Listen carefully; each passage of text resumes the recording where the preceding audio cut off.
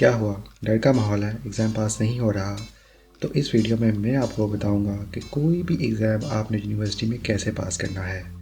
ये कोई भी एआई जनरेटेड कंटेंट नहीं है। So everything is based on my personal experience कि मैंने अपनी यूनिवर्सिटी में एग्ज़ाम्स कैसे पास किए। Hey, y'all, come look at this. तो सबसे पहले तो आपने कोई लेक्चर मिस नहीं करना। कोशिश करो कि कोई भी क्लास बंक ना होने पाए। फॉर एग्ज़ाम्पल किसी भी वजह से आपकी क्लास मिस हो भी गई है तो आप एक शॉर्ट सेशन स्केड्यूल कर सकते हो अपने किसी फ्रेंड या क्लास फेलो के साथ, ताकि आपका कोई लेक्चर मिस ना हो सके। फिर नेक्स्ट आपने क्या करना है कि आपने अपने हैंड रिटन नोट्स लाजमी लेने हैं। ये जो आप पिक्स और वीडियोस बना लेते हो लेक्चर की, इस पे रिलाई मत करो। इसको आप एज अ बैकअप के तौर पे तो यूज़ कर सकते हो, but don't rely on it, क्योंकि इससे आपका डबल टाइम वेस्ट होता है। पहले तो आप लेक्चर में अटेंशन पे नहीं करते, फिर घर जाके आप दोबारा से उस लेक्चर को देखते हो, तो इससे आपका डबल टाइम वेस्ट होता है। लेकिन जब लेक्चर आप खुद अपने हाथ से नोट करते हो तो इससे आपकी मसल मेमोरी इम्प्रूव होती है, आपका माइंड शार्प होता है।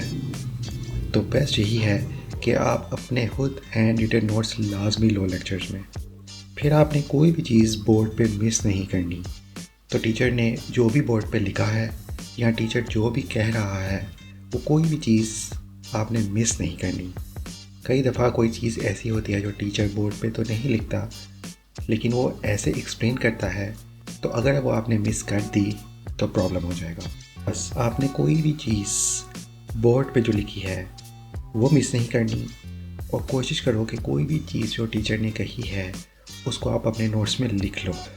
फिर नेक्स्ट आपने अपना टाइमली पर्सनल होमवर्क ज़रूर करना है। पर्सनल होमवर्क वो नहीं है जो टीचर ने आपको दिया घर पे करने के लिए, बल्कि पर्सनल होमवर्क वो है जो आप खुद अपने लिए करते हो कि क्या लेक्चर आपको अच्छे से समझ आ गया है। उसको आप बिल्कुल रेगुलर करो। कोशिश करो कि जिस दिन की क्लास है उसका पर्सनल होमवर्क आप उसी दिन घर जाके कर लो, या ज़्यादा से ज़्यादा भी उसको वीकेंड से आगे मत जाने दो। फॉर एग्ज़ाम्पल कोई लेक्चर मंडे को ट्यूसडे को हुआ, तो कोशिश करो कि उसको घर आके मंडे या ट्यूसडे को ही कर लो। लेकिन अगर आपके पास टाइम नहीं है तो उसको उस पर्टिकुलर वीकेंड से आगे मत जाने दो। और आपने ये चीज़ मेक श्योर करनी है कि आप अपने नोट्स में जो भी लिख रहे हो वो सब कुछ आप समझ सकते हो। आप कोई ऐसी चीज़ तो नहीं लिख रहे जो आपको समझ ही नहीं आ रही, बस आप वो लिखते चले जा रहे हो। तो जब भी आपने अपना पर्सनल होमवर्क करना है और अपने फाइनल नोट्स प्रिपेयर करने हैं, आपने ये चीज़ ध्यान में रखनी है कि अपने नोट्स में आप जो चीज़ भी मेंशन कर रहे हो, यू अंडरस्टैंड इट कम्प्लीटली। अगर कोई पॉइंट नहीं भी समझ आता तो it's not a problem, you can clarify points later on. आप एक सेपरेट साइड नोट रख लो कि ये पॉइंट्स मेरे पेंडिंग हैं, इनको मैं बाद में क्लैरिफाई कर लूँगा। आई अंडरस्टैंड सम टाइम कोई प्रायोरिटी होती है, आपका कोई ऐसा हाई प्रायोरिटी असाइनमेंट या प्रोजेक्ट आ जाता है जो आपको पहले करना होता है, बट फिर भी कोशिश करो कि आप अपना पर्सनल होमवर्क जो है वो टाइम से कर लो, क्योंकि फिर नए लेक्चर्स आते जाएंगे और चीज़ें पाइलअप होती जाएंगी। तो बेहतर है कि इसको टाइम पे ही कर लिया जाए। इसके बाद नेक्स्ट चीज़ है कि आपने बुक रीडिंग लाजमी करनी है। कई दफ़ा टीचर हर कोर्स के लिए कुछ बुक्स रिकमेंड करते हैं जो कि स्टूडेंट्स बिल्कुल इग्नोर कर देते हैं, तो आपने बुक रीडिंग लाजिम करनी है। तो फॉर एग्ज़ाम्पल आपका एक लेक्चर हुआ, तो बाद में आपने उस लेक्चर के जो रिलेटेड पेजेस हैं बुक के, वो पढ़ लेने हैं, और जो बहुत बहुत बहुत इम्पॉर्टेंट पॉइंट्स हैं सिर्फ उन्हें हाईलाइट करना है। यहाँ स्टूडेंट्स गलती क्या करते हैं कि वो सब कुछ हाईलाइट कर लेते हैं। उससे प्रॉब्लम ये आता है कि जब आप एग्ज़ाम से पहले एग्ज़ाम की प्रिपरेशन स्टार्ट करते हो तो आपको समझ ही नहीं आता कि मैं क्या पढूं और क्या छोड़ूं, क्योंकि तब टाइम शॉर्ट होता है। तो इतना ज़्यादा जब हाईलाइट कर लिया हो तो फिर समझ ही नहीं आएगा कि आप क्या पढ़ें और क्या छोड़ें। तो आपने सिर्फ वो चीज़ें हाईलाइट करनी है which are very very very important, ताकि जब आप एग्ज़ाम की प्रिपरेशन करो तो you can easily manage your time. फिर आपने रिवीजन अपनी इस तरह से स्केड्यूल करनी है कि अगर तो आपके मिड्स हैं तो आप मिड्स से एक हफ़्ता पहले अपनी रिवीजन स्टार्ट कर दो, और अगर आपके फाइनल्स हैं तो आप फाइनल्स से 2 हफ्ते पहले अपनी रिवीजन स्टार्ट कर दो, क्योंकि आमतौर पे फाइनल्स का कोर्स मिड से ज़्यादा होता है और कई दफ़ा मिड का कोर्स भी फाइनल में ऐड होता है, तो आपको इसके अकॉर्डिंगली अपना टाइम मैनेज करना होगा। तो इसका मतलब कि जो आपके रेगुलर लेक्चर्स चल रहे हैं वो तो आपको करने ही होंगे, साथ आपको अपना थोड़ा टाइम अपनी रिवीजन के लिए लाजमी निकालना होगा ताकि आपकी चीज़ें ऑलरेडी फ्रेशअप होना शुरू हो जाएं। तो अब कुछ मिस्टेक्स देख लेते हैं जो स्टूडेंट्स अक्सर करते हैं। सबसे पहली मिस्टेक तो ये कि not focusing on the last day. सबसे पहली मिस्टेक तो ये कि नोट्स प्रिपेयर करते वक्त या एग्ज़ाम की प्रिपरेशन करते वक्त you are not focusing on the last day before exam. जब भी आपने कोई भी चीज़ प्रिपेयर करनी है, आप अपनी प्रिपरेशन कर रहे हो, तो उसको ये ज़हन में रखो कि जब मैं एग्ज़ाम से एक दिन पहले इस चीज़ को देखूँगा, मैं अपनी इस पर्टिकुलर लाइन को पढ़ूँगा, मैं अपने इस पर्टिकुलर नोट्स को देखूँगा, तो क्या मैं इसे समझ पाऊँगा। तो ये चीज़ आपने जहन में रखनी है कि whenever you are preparing something, always focus on the last day before exam, that is it worth it और नॉट। स्टूडेंट्स को लगता है कि हमारा दिमाग बिल्कुल एक कंप्यूटर के जैसे है, उसमें सारी फाइल्स पड़ी हैं, सारे फोल्डर्स हैं, और मैं एग्ज़ाम से पहले बस उस पर्टिकुलर फोल्डर को क्लिक करूँगा और उसमें से सारा डाटा पॉपअप हो जाएगा, जबकि ऐसा नहीं है। At the end of the day we all are humans, तो हम भूल भी जाते हैं और हमसे चीज़ें मिस भी हो जाती हैं।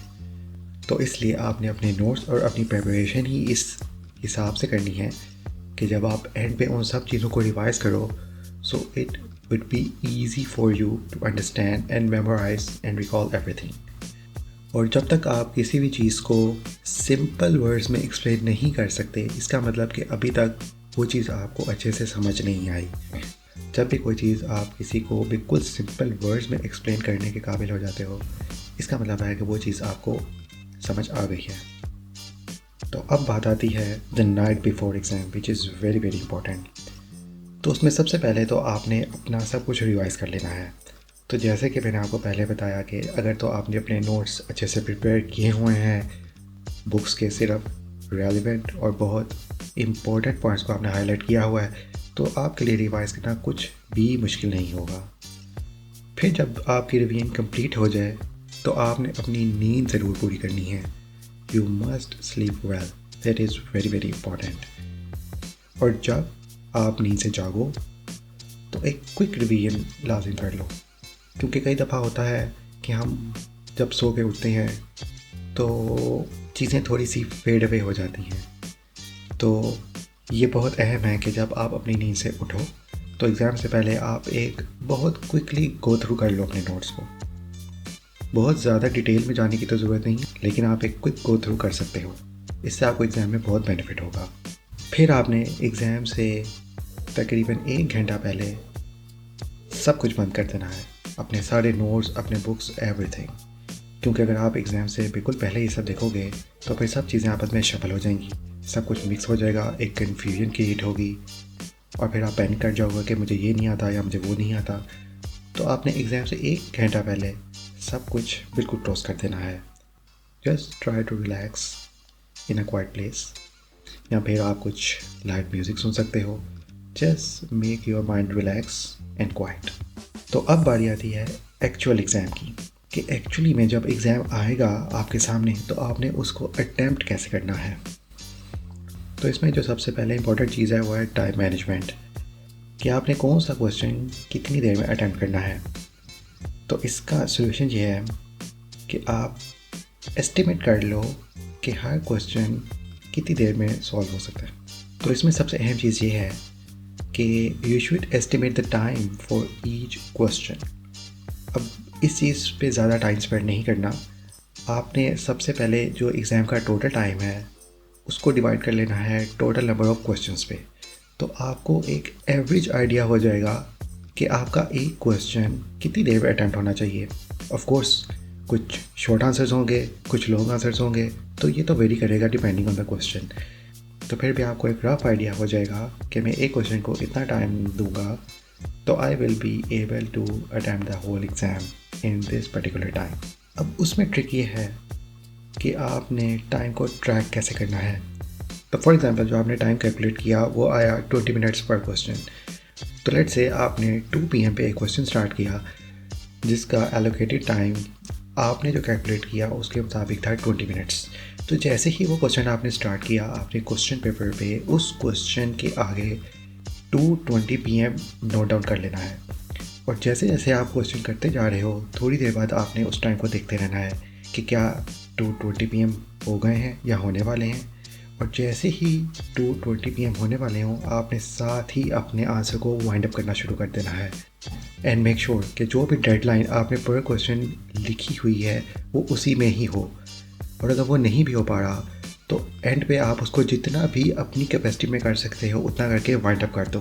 क्योंकि अगर आप उसी क्वेश्चन पे अपना टाइम स्पेंड करते रहोगे तो आपके बाकी के क्वेश्चंस मिस हो जाएंगे। Which actually leads to my second point कि आपने क्वेश्चन सारे अटैम्प्ट करने हैं। अब यहाँ स्टूडेंट्स गलती क्या करते हैं कि लेट से अगर 5 में से 3 क्वेश्चंस अच्छे से आते हैं तो 3 अटैम्प्ट कर देते हैं और 2 छोड़ देते हैं, जो कि बिल्कुल भी गलत है। जब आप क्वेश्चन सारे अटैम्प्ट करते हो तो आपके पास होने के चांसेस मैक्सिमाइज हो जाते हैं। तो ये बात आप अपने माइंड में रख लो कि आपने क्वेश्चंस सारे अटैम्प्ट करने हैं, कोई भी क्वेश्चन मिस होना नहीं चाहिए। इसके अलावा कोशिश करो कि आप एक 10 मिनट्स का बफर एग्ज़ाम के एंड पे रख लो, जिसमें आप अपने पूरे एग्ज़ाम को थोड़ा सा रिवाइज कर सको। शायद कुछ टाइपोज हों, कुछ मिस्टेक्स हो जिनको आप करेक्ट कर सको। तो बेहतर है कि आप 5 से 10 मिनट का एक बफर अपने एग्ज़ाम के एंड पे लाजमी रख लो। और अब लास्ट में मैं आपको बताऊंगा कुछ ऐसी बोनस टिप्स जिससे आपके एग्ज़ाम में पास होने के चांसेस और भी ज़्यादा बढ़ जाएंगे। उसमें सबसे पहली चीज़ ये कि आपने कोई भी टॉपिक स्किप नहीं करना। कई दफ़ा ऐसा होता है कि कोई टॉपिक ज़रा कॉम्प्लेक्स होता है या बहुत लंबा होता है, तो स्टूडेंट्स उसको स्किप कर देते हैं कि ये इतना लंबा टॉपिक तो एग्ज़ाम में आ ही नहीं सकता। लेकिन फिर होता यह है कि वही टॉपिक एग्ज़ाम में आ जाता है। तो चाहे वो टॉपिक अगर आपने अच्छे से अंडरस्टैंड नहीं भी किया या अच्छे से प्रिपेयर नहीं भी किया, तो एटलीस्ट आप उसे स्किप ना करो। आप उसको बेसिक लेवल पे अंडरस्टैंड ज़रूर कर लो कि क्या पता वही टॉपिक एग्ज़ाम में आ जाए और उससे आपके कुछ मार्क्स एक्स्ट्रा इंक्रीज़ हो जाए एग्ज़ाम में। और दूसरी एक बहुत ही मज़ेदार बोनस टिप ये है कि आपने अपना लास्ट लेक्चर अटेंड लाजिम करना है। काफ़ी टीचर्स एग्ज़ाम से पहले एक लास्ट लेक्चर स्केड्यूल करते हैं, जिसके अंदर कई दफ़ा वो कुछ ऐसी टिप्स या हिंट्स देते हैं कि एग्ज़ाम में क्या आने वाला है या कौन से टॉपिक ज़्यादा इंपॉर्टेंट है। तो अगर आप वो स्किप कर दोगे, so basically you are going to miss some very important hints. So never underestimate the power of the last lecture before exam. तो बस अभी के लिए बस इतना ही। Comment down below your strategy to pass exam in the university. अगर आपको ये वीडियो पसंद आई है तो please like, share and subscribe to my YouTube channel and also click the bell icon. See you in the next video. Thank you.